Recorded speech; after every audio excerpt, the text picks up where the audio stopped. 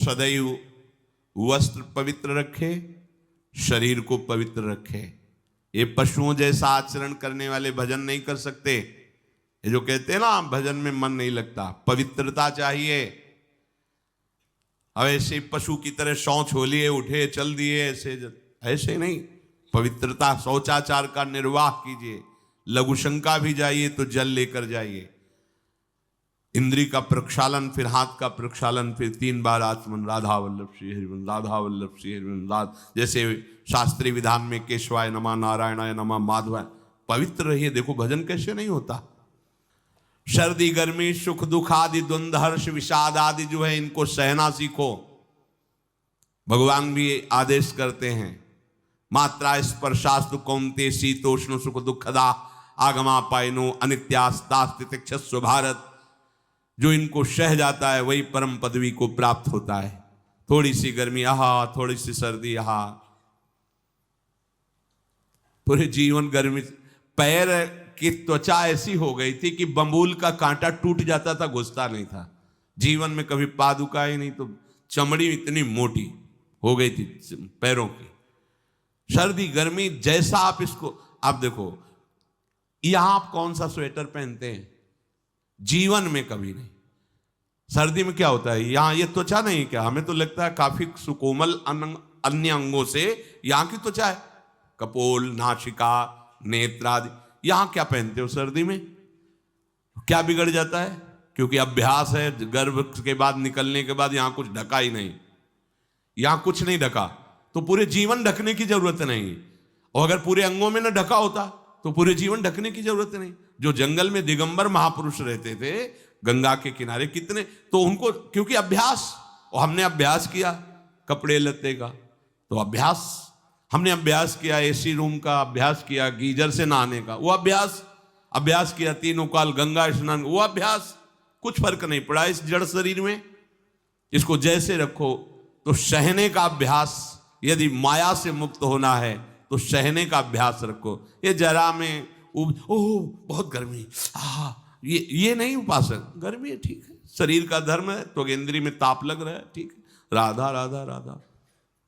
आप कहोगे प्रवचन करने से नहीं होता। कभी बिजली नहीं रखी इस दाम में, कटवा के रखे थे? बिल्कुल नहीं। जितनी देर होश रहा आंख का हाथ से पंखा कर लिया, नहीं तो बस राधा राधा राधा, जो मिला मांग के खाया, कुछ आसन पे लेट। प्रवचन ही केवल नहीं रहे, अब तो जैसे जोई जोई प्यारो करे सोई मुई भावे। नहीं, जानबूझ करके अपने शरीर को अधीन नहीं करना चाहिए। सुविधाओं की अधीनता, तुम भोगता नहीं, सुविधाएं तुम्हें भोग रही हैं। जितना तुम सुविधा भोगी बन जाओगे उतना तुम कमजोर हो जाओगे। सीधे प्रकृति का वार सहो, तुम महात्मा सुदृढ़ बलवान हो जाओगे। तुम्हारे आगे समर्थ शब्द लग जाएगा। जो प्रकृति के और विकारों के वेगों को सीधे सहता है उसे महात्मा कहते हैं। समहात्मा सुदुर्लभा यम ही न व्यथयन्ते पुरुषम पुरुषर्षभ सुख दुख समा। जिसका सुख दुख समान भाव, किसी भी वेग की व्यथा से हृदय व्याकुल नहीं होता, वो भगवान को प्राप्त करने का अधिकार प्राप्त कर लेता है। इसलिए सहनशीलता। सर्वत्रात्मनेश्वरान वीक्षाम कैवल्य मनिकेतताम विवक्त चीर वसनम संतोषम एन केनचित। ये ध्यान रखो कि तुम कभी प्रभु से अलग नहीं हो। सर्वत्र भगवान हैं तो यहां भी हैं, सब समय में हैं तो इस समय में भी हैं, सब में हैं तो हम में भी हैं, सबके हैं तो हमारे भी हैं। हम कभी भी प्रभु से बिलग नहीं हूं, प्रभु से बिलग नहीं हूं। एकांत सेवन तुम्हारा स्वभाव बन जाना चाहिए। चाहे जो हो, थोड़े समय के लिए तो एकांत बैठो। एकांत मिला तो मोबाइल का संग कर लिया, एकांत मिला तो मित्र बना लिए, बैठ के प्रपंच वार्ता कर रहे हो। नहीं, अगर भगवत प्राप्ति करनी, माया मुक्त होना है तो एकांत एकांत ही होना चाहिए।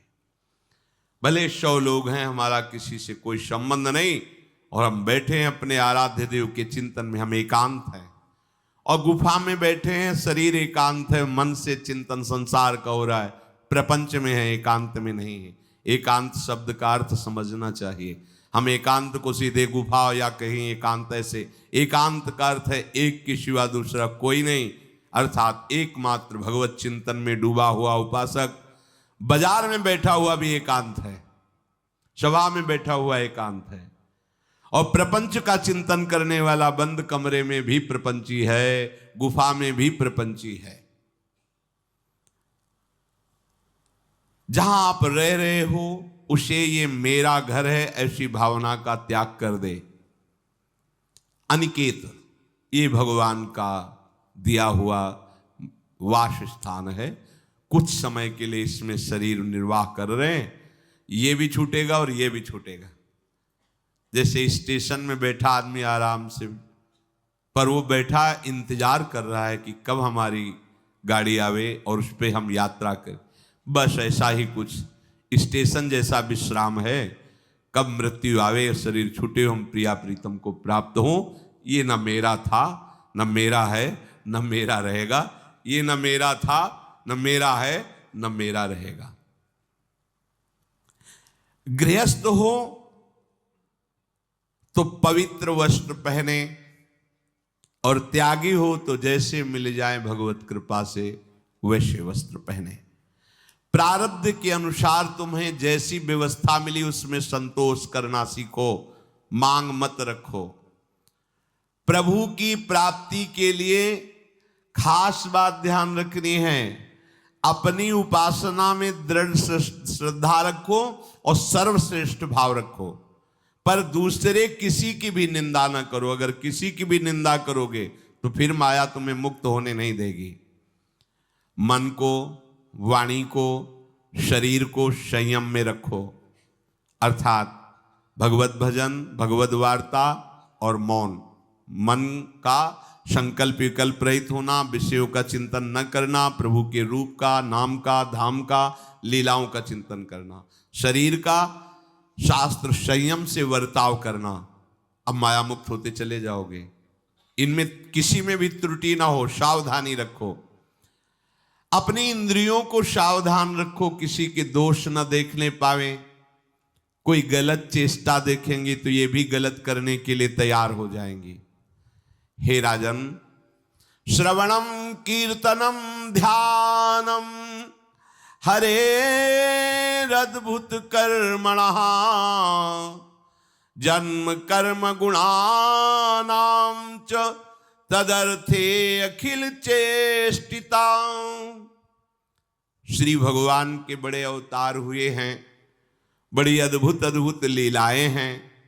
प्रभु का प्रकट होना, लीला करना, दिव्य गुणों का वर्णन, यदि आप इनको गाएंगे लीलाओं को और श्रवण करेंगे तो मोह की बात क्या, महामोह का भंजन हो जाएगा।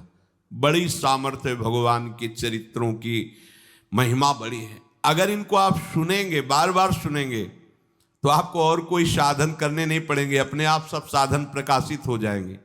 जहां कहीं कभी भी किसी का उद्धार की बात आई है तो भगवत चरित्र सुनने से ही आई है। शरणागति श्रवण से ही प्रारंभ होती है, भक्ति भी श्रवण से ही प्रारंभ होती है, पूर्णता भी श्रवण से ही होती है। श्रवण सुजस सुनी आयऊं, और श्रवणम कीर्तनम स्मरणम, पहला श्रवण। खूब भगवत चर्चा सुनने का स्वभाव बना लेना चाहिए। पर देखा जाता है कि 20 वर्ष भगवत चर्चा सुनने पर रंग नहीं आता, क्योंकि ये तो बना लिया स्वभाव कि जहां भी कथा हो रही सुन रहे, और बाद में निकले तो बख्शते वो किसी को नहीं, सबकी निंदा करते। बस किसी एक की प्रशंसा, एक की निंदा, तुम्हारा सारा का सारा सत्संग बेकार हो गया। अगर सत्संग को सुरक्षित रखना है तो ना किसी की स्तुति, ना किसी की निंदा, जो सुना है उसको अपने जीवन में मनन करते हुए उतारे। प्रभु की लीलाओं का श्रवण और प्रभु के नाम का कीर्तन और प्रभु के रूप का ध्यान, ये 3 बातें बहुत जल्दी भगवत प्रेम प्रकट कर देती है।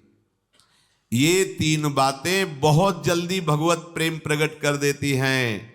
प्रभु के अवतार लीला चरित्रों का खूब गायन करे, खूब श्रवण करे।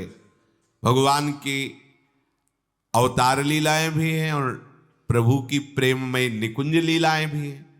तो अगर आपका निकुंज लीला में प्रवेश नहीं है तो प्रथम सुने भागवत, भक्त मुख भगवद वाणी, भगवान के अवतारों का, भगवान की अवतार लीलाओं का श्रीमद् भागवत में खूब बढ़िया वर्णन है।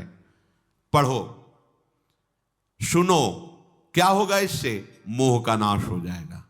दूसरी बात, नाम कीर्तन, ये तो महान अमृत है।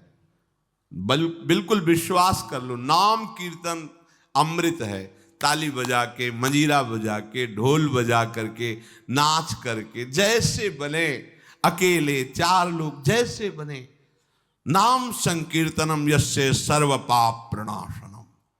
देखो, भगवत चर्चा ने महामोह का नाश कर दिया और भगवान नाम कीर्तन ने सब पापों का नाश कर दिया। नाम संकीर्तनम यस्य सर्व पाप, सर्व पीछे बीच में जो भी जमा संचित कृम सबको भस्म करने की सामर्थ्य नाम कीर्तन। ये जो राधा राधा आप बोलते हैं, बहुत अमृत है, बहुत अमृत। और प्रभु के रूप का ध्यान, ये 3 बातें बहुत जल्दी माया मुक्त कर देंगे, आपको भगवत प्राप्ति करा देंगे।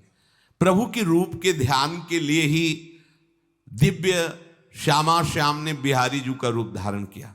ये किसी मूर्तिकार की रचना नहीं है। श्री राधा रमण जी सरकार, राधा वल्लभ लाल जी महाराज, श्री बाके बिहारी लाल जी महाराज, ये साक्षात प्रगट ठाकुर है। प्रिया प्रीतम हमारी दृष्टि में सामर्थ्य नहीं कि देख सके, वो तो हरिवंश नेत्रों से देखे जाते हैं। निकष कुंज ठाड़े भये भुजा परस्पर अंश, श्री राधा वल्लभ मुख कमल निरख नयन हरिवंश। हरिवंश नेत्र प्रकट हो जाएंगे, आश्रित जन हो, चिंता की बात नहीं। पर ये जो रूप प्रकट है, इसके ध्यान में तो तुम्हें कोई श्रम नहीं करना। बिहारी जी महाराज, राधा वल्लभ जी महाराज, राधा रमण जी महाराज, भर नेत्र देखो और अपने नेत्र के कैमरा से खींच लो फोटो। अब आप फिर इधर देखो, उधर वैसे ही खड़े नजर आ रहे, वैसे मुस्कुराते हुए दिखाई दे हर समय। और ये आदेश कर रहे हैं हरिवंश महाप्रभु, सब सोहित निष्काम मति, श्री वृंदावन विश्राम, श्री राधा वल्लभ लाल को हृदय ध्यान मुख नाम। राधा वल्लभ लाल का ध्यान करो और राधा वल्लभ श्री हरिवंश बोलो तो तुम्हारी मति निष्काम हो जाएगी, तुम्हें अखंड वृंदावन वास मिल जाएगा। प्यारे जो तुम्हें प्यारे लगने लगेंगे। ये 3 बातें आपको निश्चित भगवत प्राप्ति करा देंगे। इष्टम दत्तम तपोजप्तम वृत्तम यच्चात्मनः प्रियम, दारान श्रुतान गृहान प्राणान यत् परस्मै निवेदनम।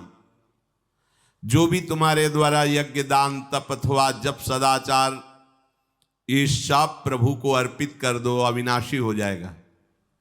प्रभु को अर्पित कर दो, जो भी तुम्हारे द्वारा होता है।